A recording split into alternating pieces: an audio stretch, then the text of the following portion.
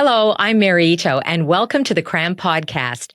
CRAM is an acronym for Communicating Research and More, which is what we try and do on this podcast. A lot of exciting research and groundbreaking ideas never reach the public, but they have the potential to change the way we think and act.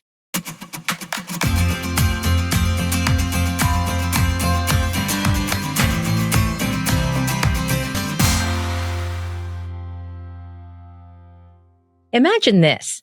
You believe you're at the center of a movie and that you're being watched and recorded all the time, every second of your life.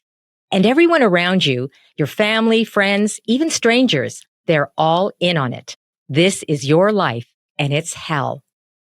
This unusual mental disorder, dubbed the Truman Show syndrome, was observed by psychiatrist Joel Gold in a number of patients.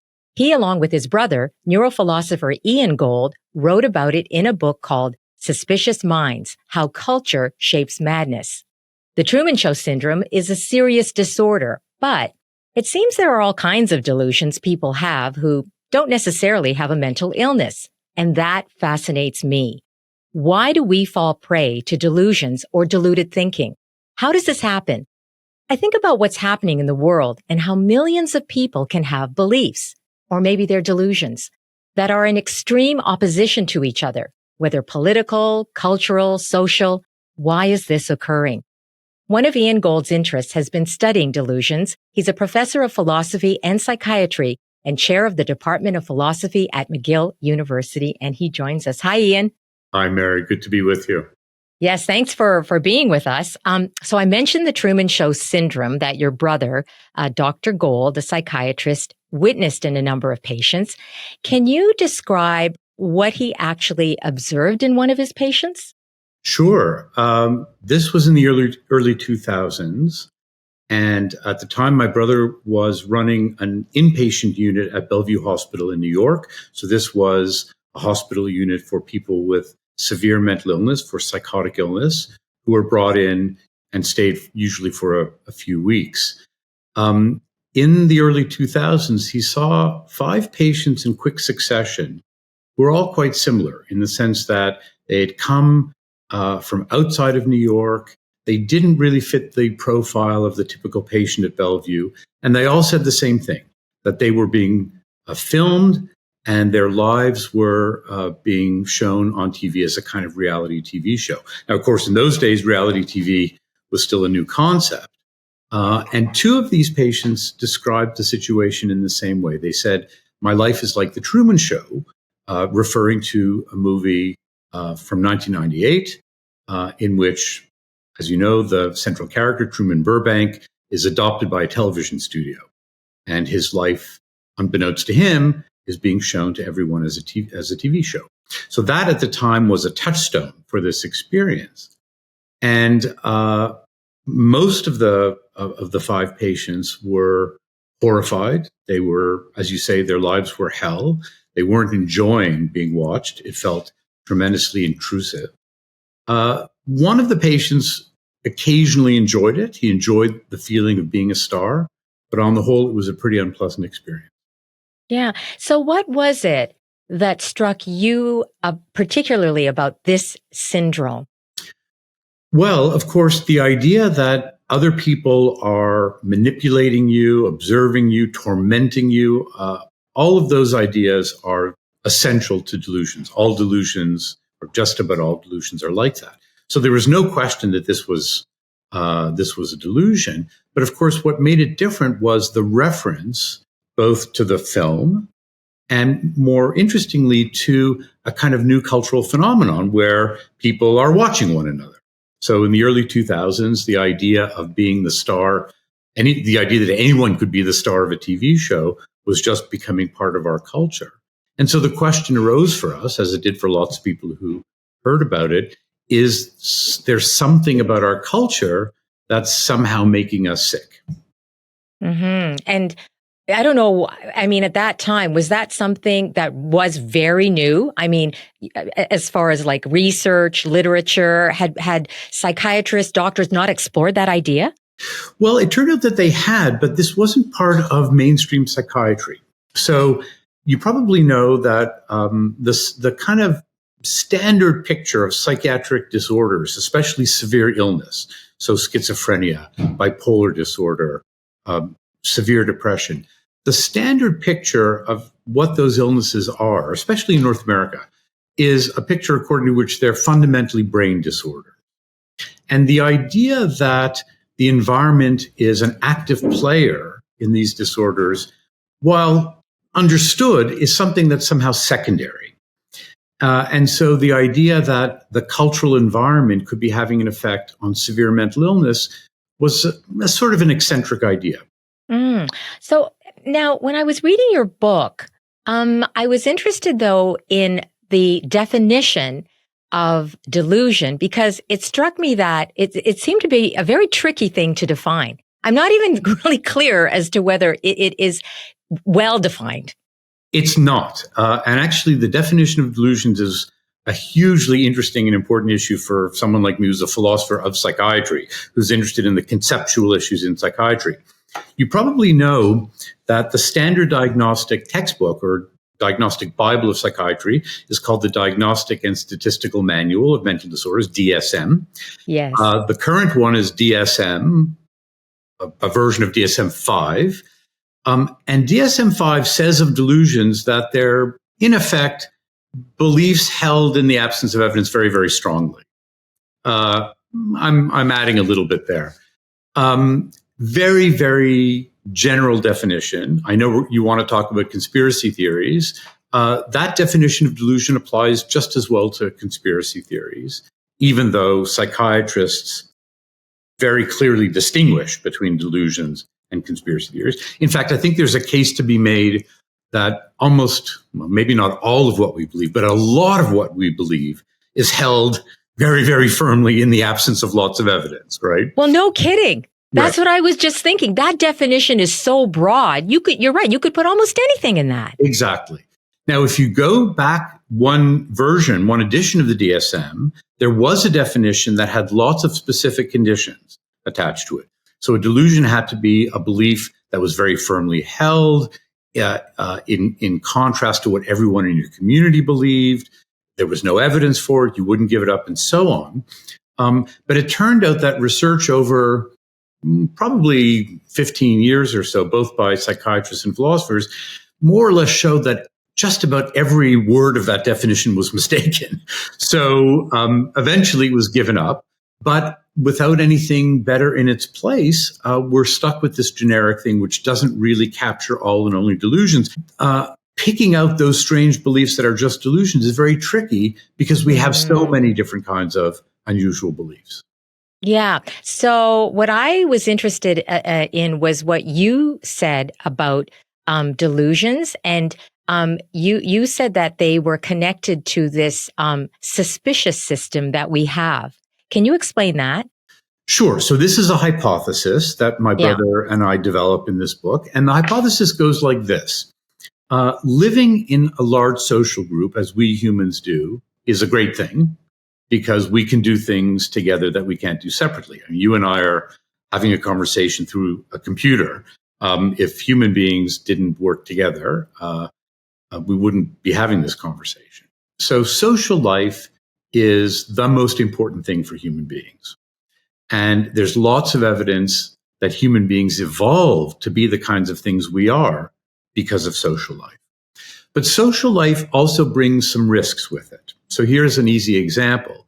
If I live in a cave with my wife and kids, I don't get the benefits of conversations with you and cooperation with all sorts of friends and so on. But I also don't have to worry about my wife cheating on me because there's no one for her to cheat with. As soon as we move into a social world with lots of people, we get lots of benefits, but then we also have new risks, like the risk of cheating.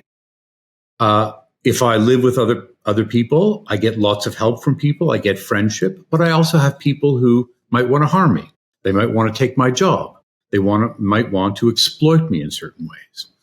So the hypothesis that my brother and I developed was that what likely must have happened in evolution was that we developed a sensitivity to those kinds of threats that come with social life, like having your partner cheat on you, or like having your colleagues take advantage of you, try to steal your job.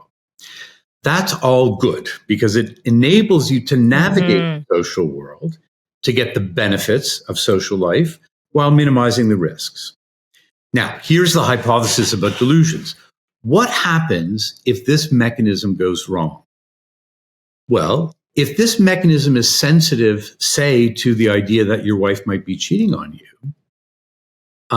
what might happen if it goes wrong is that idea that your wife's cheating on you won't go away, even when you know she's not cheating on you, or when all the evidence suggests that she's not cheating on you. And if that idea won't go away despite all the evidence, you have a delusion of jealousy.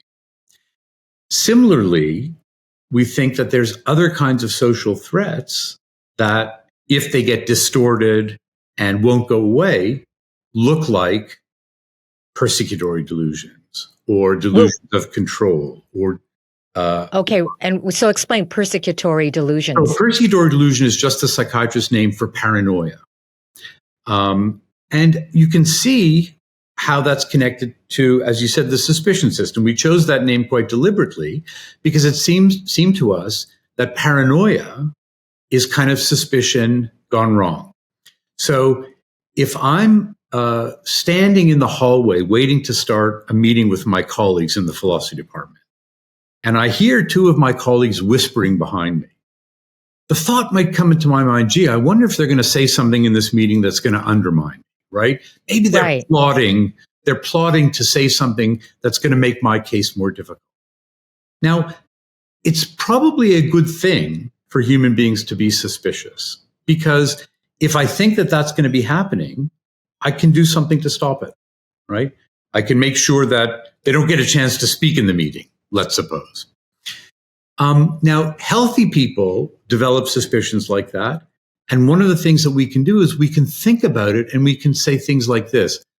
They would never do that to me. I've worked with them for 20 years. They're the most loyal of colleagues. I can reflect. And when I reflect, my suspicion goes away. Now, again, just like the jealousy case, suppose that there's something wrong with my mind, my brain. Yes. And that suspicion won't go away. When I say, these are good friends, they wouldn't hurt you, the suspicion persists. Well, that arguably becomes, over time, a paranoid delusion. It's the belief that people are out to harm you, even when all the evidence says they're not. Okay, so let me ask you this then. I understand the example you gave, and that there's something perhaps wrong with the person's mind, which leads them to this quote unquote faulty thinking, paranoia. Right. What if there's nothing wrong with your mind, but given the exposure that we have today with media, social media, etc., we're fed this barrage of misinformation that seems true to us, right? So we actually have a healthy mind, but this constant barrage that we're getting actually creates a kind of, I don't know, like a sickness. And we become, I don't know if this is possible, but this is what strikes me, because so many people can have a certain view, which is not based at all on fact, but they believe it because they think it's true. It's not as if they think, oh, this is wrong and I'm going to believe it. They really think it's true. So the first thing to say about this is to go back for a second to what we said a minute ago. We have no good way at the moment of distinguishing between beliefs that psychiatrists think of as pathological, delusions, yes, and beliefs that look just weird but aren't pathological. So let me give you an illustration. I often say to psychiatrists, consider the following two cases. Somebody comes to your office and they say, I got a COVID shot, and after I got the shot, I came to realize that Bill Gates was tracking me by means of a chip that was in that shot. Psychiatrist, all things equal, a psychiatrist is going to say, that sounds like a delusion to me. Now, suppose another person comes to your office and says, Canadians all over the country are being tracked by Bill Gates through chips that have been inserted in COVID shots and COVID vaccines. Most psychiatrists have a clear intuition that that's not a delusion. That's a conspiracy theory. Now, it's almost identical. It's not the same because, of course, the conspiracy theory is about a lot of people, not about me. That's important. But the weirdness of the belief is the same, isn't it? Right? Because the idea that anybody is being tracked by Bill Gates with a microchip and a COVID shot is nutty, right? We all agree that it's nutty. Why is it when you think that you're the victim, you have a severe illness, according to psychiatry, but when you think lots and lots of other people are victims, you just count as someone with an eccentric belief? We have no good theory that tells us why that's the case. And I know of I've yet to talk to a psychiatrist who had a good story about this. So, okay. Yeah. Okay. I'm just going to twist that scenario a little bit. Right.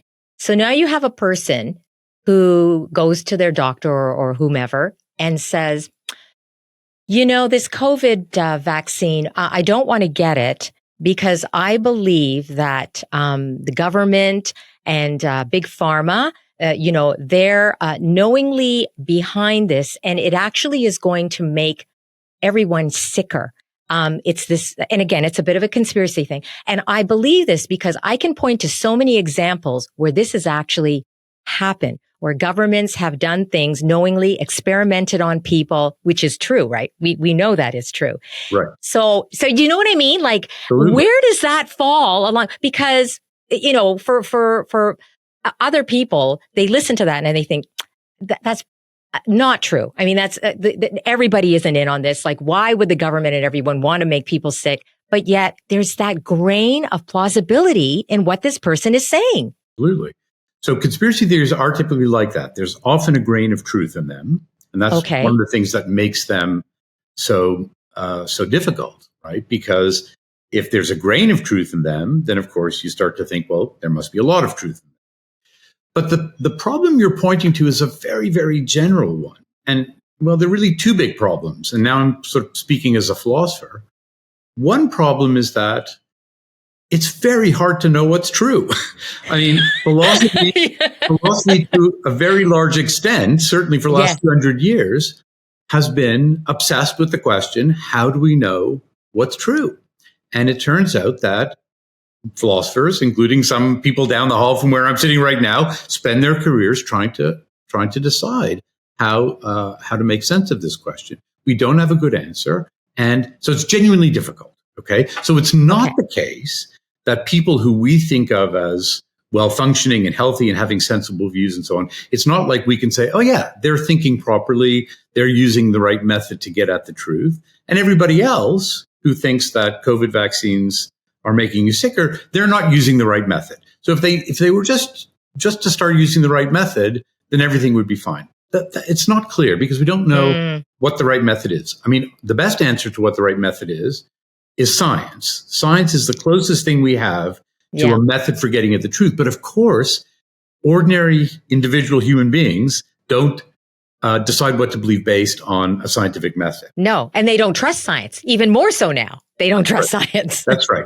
And that the question of trust points to the second big issue I was referring to a minute ago, which is that, again, a philosophical issue, which is in the old days, a few hundred years ago, philosophers thought of individual human beings like us a little bit like scientists in trying to decide what to believe, right? So we would say, should we believe that COVID vaccines are good? Well, let's go do some investigation. Let's read some books. Let's do some experiments.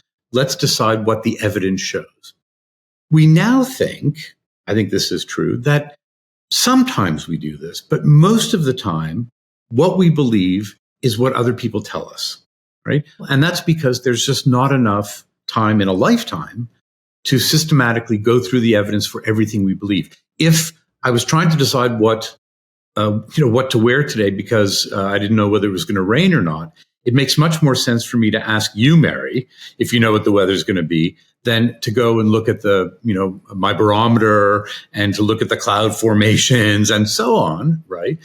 Right. And so what that means is that in virtue of the kind of knowers we are, we human beings are extremely vulnerable to the social environment that we live in.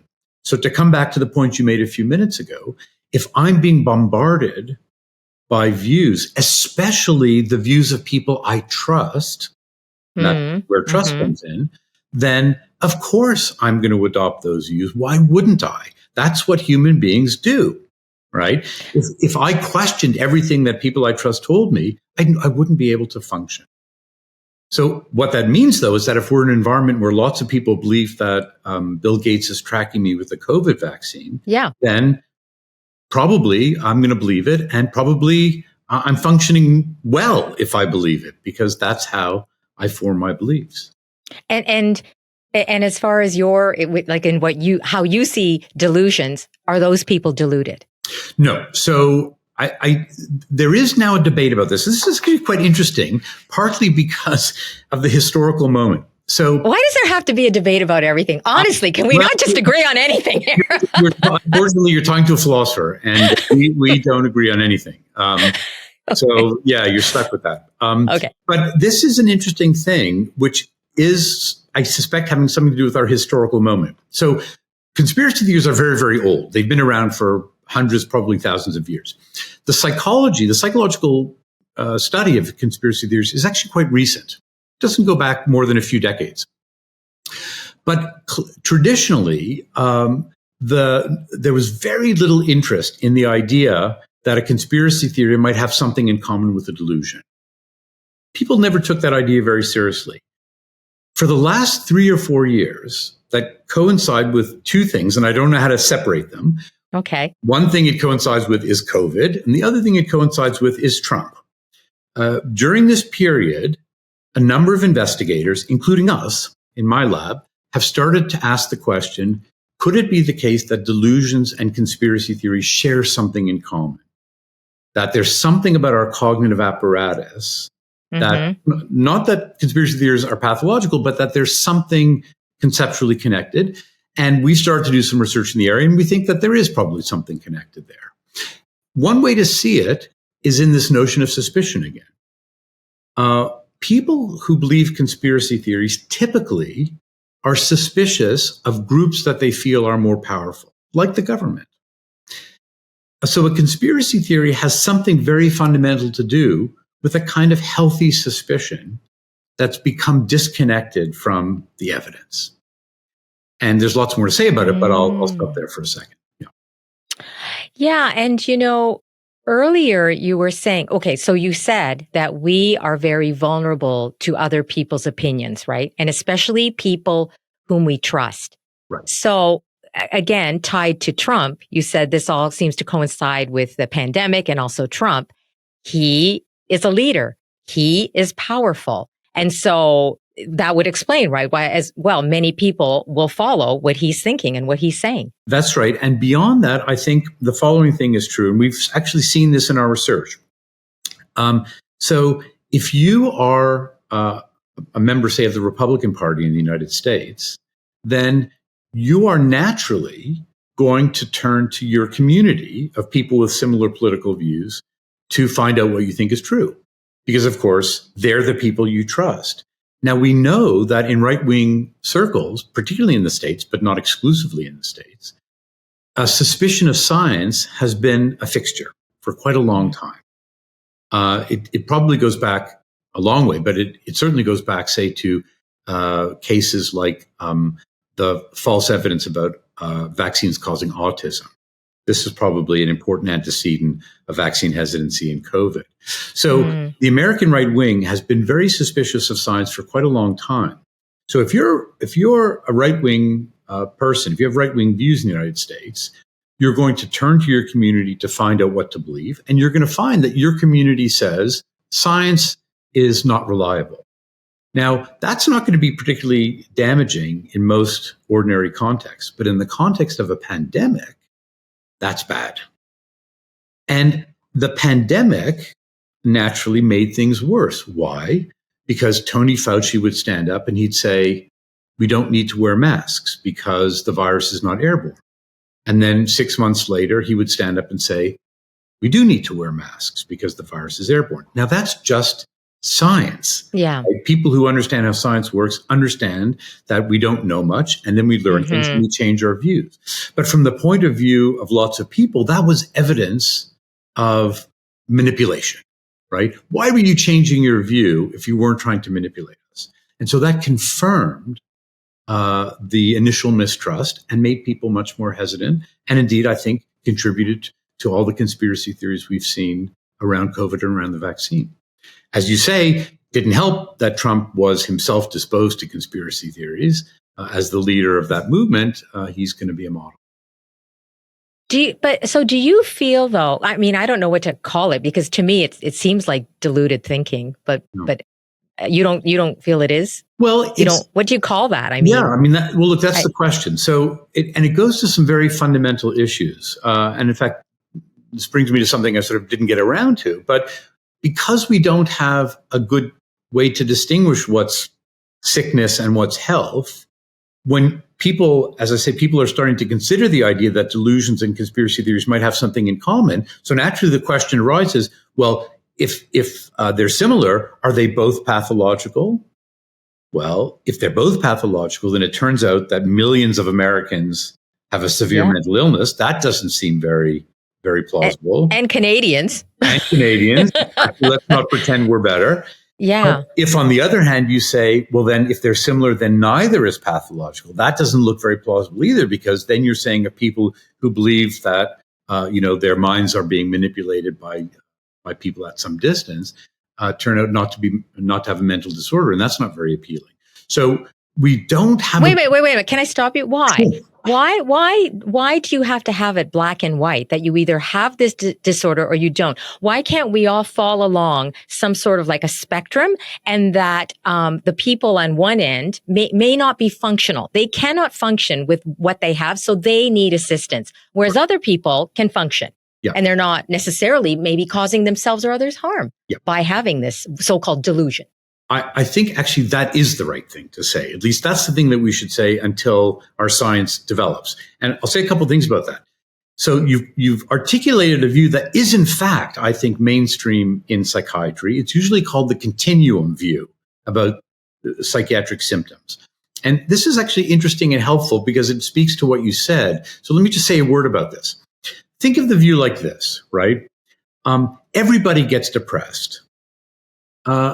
If I have a bad day and I feel a bit blue, I don't have a mental disorder.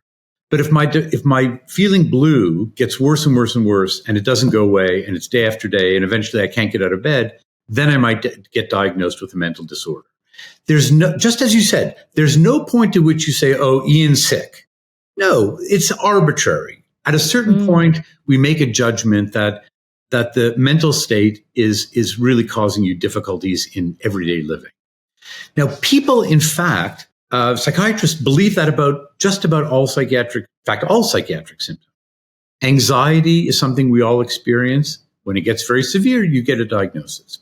Now, the interesting and surprising thing is that psychiatrists believe this even about things like delusions, right? And it is surprising. Okay. It is surprising because we normally think, well, look, if you believe, that someone is introducing thoughts into your mind at a distance, boy, that's not the kind of thing that everyone believes, right? That's not like feeling anxious. That's really unusual, and we should call that a disorder. But it turns out, in fact, that lots and lots of people do have thoughts like that and never get a diagnosis of schizophrenia or some other severe illness. They have these thoughts.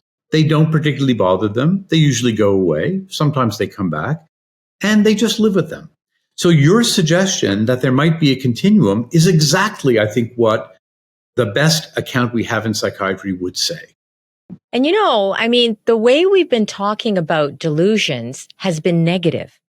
Like, why are delusions even necessarily negative? Can they not be positive? I think this is a difficult philosophical question, but I agree with you that in principle, there's no reason why we can't say that a weird belief isn't a positive. We know from lots and lots of psychology that a little bit of weirdness in your beliefs is a very good thing, right? Here's the most obvious case. Here's a slightly weird kind of belief: optimism, right? I was thinking that, yes. Right? Yes. Optimism, like delusions, is a belief that deviates from the evidence. That's what makes it optimistic, right? Right. If you're optimistic, you believe the future is going to be good, even though the evidence doesn't support it. But we know from lots of research that optimistic people tend to do better than pessimistic. And so if you want to have a good life, you should be a little, no, you shouldn't be wildly optimistic, because then you're going to constantly, predict the wrong future. But a little bit of optimism is a good thing. And so philosophers have, I think, done some harm in a certain way to the ordinary conception of belief by restricting what we all think of beliefs to how close they are to the way the world is, right? So we normally think of beliefs as good beliefs if they're true. Yes. But in fact, having a belief plays lots and lots of roles in our mental life besides evaluating the way the world is. And one of the things that beliefs do, is they give us a good, a representation of the future as good. And that's a very adaptive thing, whether or not those beliefs are true. So I think one of the general answers to your question, how is it that people have all sorts of strange beliefs, is because the strangeness is not so strange when you realize that the purpose of belief is not just to figure out the way the world is, but it's to do lots and lots of other things. Religious belief is another obvious example, right? Religious belief has value quite independently of whether the beliefs are true or false. And people who have religious beliefs understand that those beliefs have meaning to them beyond the question of whether they're strictly true or false, right? Those beliefs are also not going to answer to anybody's evidence, so-called evidence. Those are beliefs that are much more like convictions about the kind of person you want to be and the kind of world you want to live in. We call them beliefs because they look like they're saying something about the way the universe is, but they're really not. They're performing a function of enabling you to get around in your life. And so I think lots of belief is like that. And okay, let me just stop you for a sec, because that's really interesting, bringing up religion, because I've had this discussion with other researchers. And yeah, I mean, when do we call, this is controversial, but when do you call a belief, and when do you call a belief a delusion? Right. That's kind of a tricky ground there. Oh, it is. Right? Because if you're going back to the evidence, right? If you're going to go back to evidence, that definition, that's a tricky one. I'll tell you an interesting anecdote about this. It just shows you how tricky it is. So many years ago, I met a philosopher who was actually involved in developing the DSM-4 definition of delusions. He was called Bernie Gert. He was a very, very distinguished philosopher. And he told me this really wonderful story, which was they came up with this definition of delusion. It's a belief that's held with great conviction, despite the evidence and so on, that isn't given up easily. And he said, the committee worked on this definition. We thought, this is really capturing something. And then he said, somebody noticed that religious beliefs satisfy this definition. And so what we did was we very quickly introduced the idea. We added a condition, which was that people in your community didn't share your belief.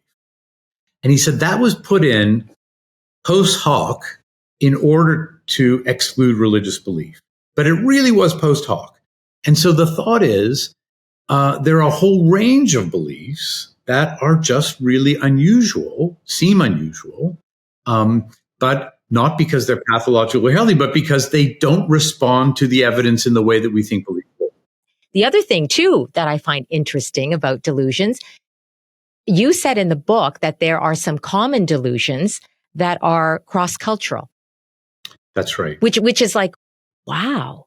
I mean, yeah. Right. So that seems to me, if we wanted to start to make a case of the kind I just suggested, namely that there really is a class of beliefs that really are different from all sorts of weird beliefs. Let's not say that they're pathological, because we don't know what that means. Okay? With anything in psychiatry. Yeah, we just know what it means. So let's leave the issue of health. And by the way, it's not so obvious that we know what pathology and health is, even in physical illness. Not so clear. I agree. Yeah. That's a whole other thing. Other conversation. Yeah. But leave the issue of what's healthy and what's sick aside.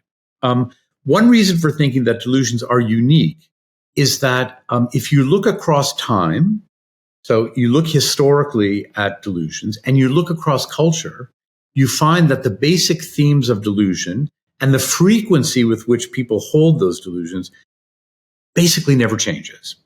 So what I mean is something like this. Of course, if you live in Montreal versus Melbourne, say, or Beijing, then when you think the world that people are conspiring to harm you, you're going to think slightly different things, right? So in Montreal, I might think that CSIS is tapping my phone. In Melbourne, you're not going to think that CSIS is tapping your phone. CSIS is not a thing in Australia, right? If I have a grandiose delusion in Montreal, I might feel like I've got the cure to cancer. But if I live in Beijing, I might think that I'm the chief disciple of the Buddha, right? Which is a delusion that's been described. So, of course, the beliefs are different in their specifics, but the general themes, persecution, grandiosity, control, these themes are utterly the same, so far as we can tell, across all cultures and across history. And that suggests that there's something in our brain which goes wrong, and which goes wrong in the same way in all people, wherever they live and whenever they live. And that's what generates those delusions. What about delusions as being an idea that only a minority of people hold? Well, it is true that it's only a minority of people, because only a minority. So if a majority, if a significant number of people hold it, it's not a delusion anymore. Right. So as I said, I think that's one of the intuitions behind the idea that conspiracy theories can't be illness or can't be symptoms of an illness, because it just can't be true that half of the country suddenly goes from being healthy to being ill.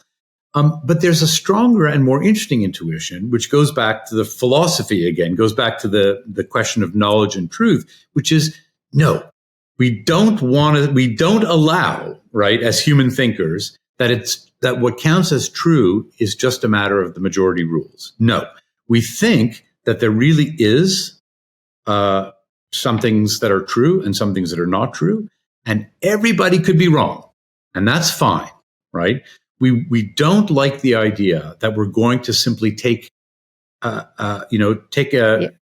of hands and say, okay, that's what's true. Is that what you believe?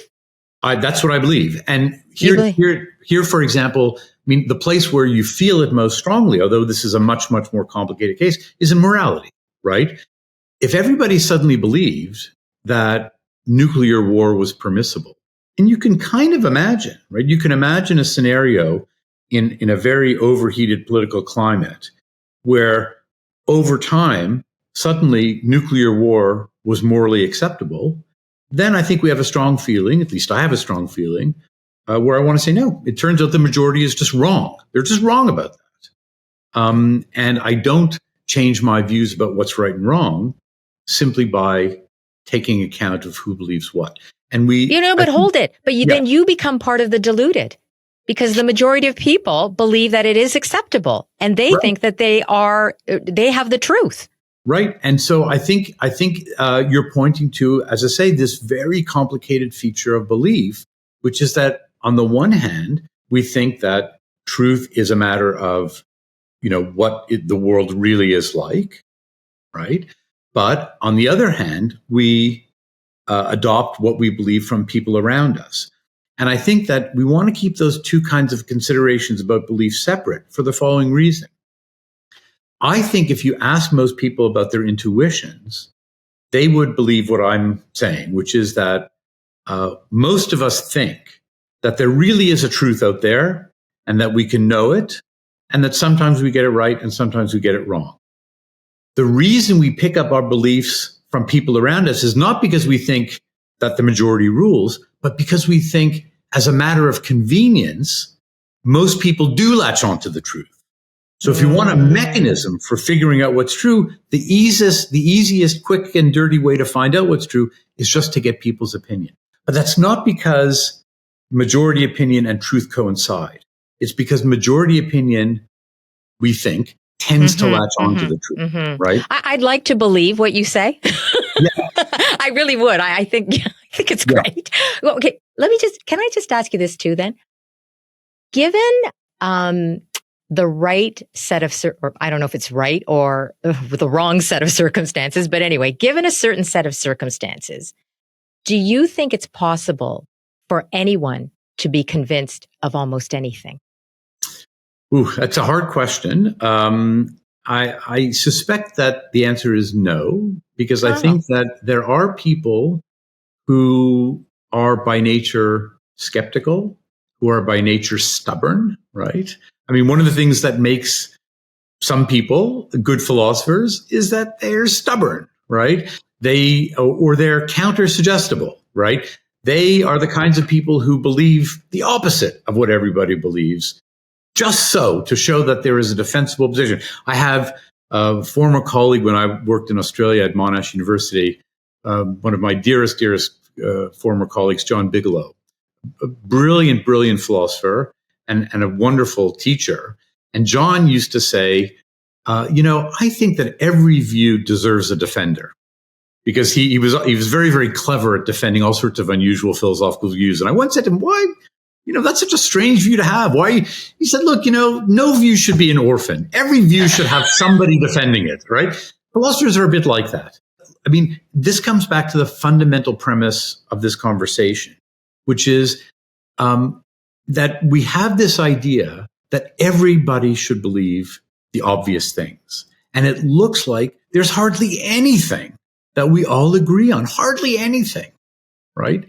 And you see this among philosophers just as extreme versions of this, right? Mm-hmm. Because it's our business to explore the evidence for fundamental beliefs. But you see this in everything in life. Take anything that you think is so obviously true, so obviously important, whatever it might be, and you will find people who disagree. So what do you think then, sort of in conclusion, after everything we've discussed, what does that say about delusions and their role as part of the human condition? Right. Mm-hmm. So I think there's two things here. One is the human condition and belief. And that goes back to what I said at the beginning, which is it's hard to know about the world. When you think about it for a minute, it's sort of amazing that we know anything about the world, right? I mean, human beings evolved like other animals, like other living things, to survive. We didn't evolve to know things. Knowledge is just a lucky fluke. I mean, we have to know some things, but think about your dog. Your dog knows where the treats are. Your dog knows where the front door is. That's about it, right? So we evolved to know things that matter for our survival. What's astonishing is that we can know things that don't matter for our survival. We can know about how the stars move, and we can learn how to build bridges, and we can learn how to build an internet and so on. That's astonishing that we're able to do any of that. But of course, we have severe limits. We can't know everything, and we can't know many things very, very confidently. So that's part of the human condition, that knowing stuff is hard. And so there's a lot of variability in what people believe. That's just a function of how tough it is to know things. Delusions, as I say, because I've got a particular view about them, does seem to me a much narrower consequence of being human, which is a consequence of being a social animal. Delusions seem to me all about a disorder in a part of human nature, which is about trying to cope with the dangers that other people present to us. And that is a fundamental feature of human life, because we are social creatures. Yeah. I think where I guess, and I don't know, maybe I disagree with you, is I don't like labeling them as necessarily a disorder. I kind of feel as if they're part of human condition, and, to an extreme, they can be dangerous and harmful to us, but that in some ways they can actually aid in our survival. Listen, I agree entirely that, at least at the moment, given what we know about psychiatry, that the only sensible way to talk about health and illness is to talk about illness as whatever it is that makes your life more difficult, more challenging, more unpleasant, and so on. That makes your life, we all aim, as Aristotle said, for a life that flourishes, right? We want to flourish. We want to be full human beings. And anything that impedes or inhibits our flourishing, not anything. Lots of things inhibit our flourishing that aren't illness, but certainly that the best way to distinguish between illness and health is in terms of flourishing, rather than in terms of, as you're suggesting, the features of a belief. If you have a belief, no matter how weird, and it helps you to flourish, it makes your life better, more power to you. I'm the last person who's going to say you need to, go see a psychiatrist. Okay. philosophers have a ton of questions. You have a ton of questions. What is one question about delusions that you would like to see answered? Oh, isn't that a wonderful question? I have so many. At the moment, the question I'm obsessed with is why delusions often sound like stories. So people who have delusions, not everybody, but this is very common in people with schizophrenia. They don't believe, for example, that people are out to hurt me. That's not what they say to their psychiatrist. They say, oh, there's a group of villains who came from Toronto and they're living in a house behind me. And there's 3 men and 4 women, and they've got a machine that's being used to torment me by means of laser radiation and so on, right? What is it about delusions that leads us to tell these very, very elaborate, fanciful stories? Nothing in my own account of delusions, in the account that my brother and I developed, has an answer to that. I have some ideas about why that is, and I suspect the answer has something to do with the part of the brain that's disordered in delusions. But I would love to know. That is interesting. I didn't know that. The first thing that comes to mind is, we from primitive society, we are storytellers. Absolutely. That's what we put on cave walls, right? Through our art.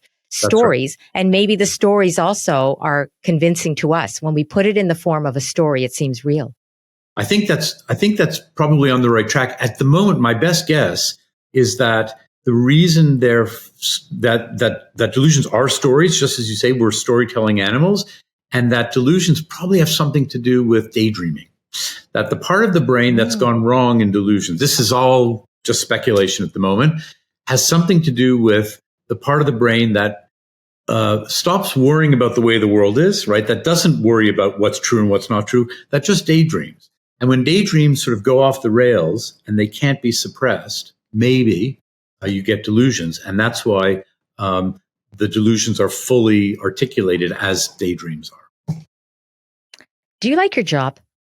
I love my job. I knew Well, it. there are days. Yeah. There are days. No, okay, like any job, I'm sure. Like any job, there are days. No. But the days that I love the best are days like this, where I get to have a conversation with an interesting person, particularly when that person's a student. That's the best part of my job. Talking to students about ideas that we are both interested in. Yeah. That's a real joy. I love this conversation, but I'm thinking to myself, if I actually had a job as a philosopher, I'd go nuts. I'd go nuts, really, because but even reading your book and thinking about this interview, I was starting to go crazy. Well, listen, as my supervisor, my PhD supervisor, just passed away, Gilbert Harmon, one of his generation's great philosophers. Mm-hmm. He used to say, listen, you can think about a view and you can draw all sorts of inferences, or you can go have lunch. Okay, let's go have lunch. When you feel too stressed, go have lunch. Oh, well, this was terrific. Thanks so much, Ian, for speaking with me. Been my great pleasure, Mary. That is Ian Gold. He is a neurophilosopher, a professor of philosophy and psychiatry, and chair of the Department of Philosophy at McGill University in Montreal. He and his brother, psychiatrist Joel Gold, wrote the book, Suspicious Minds, How Culture Shapes Madness. And I'd love him to write another book.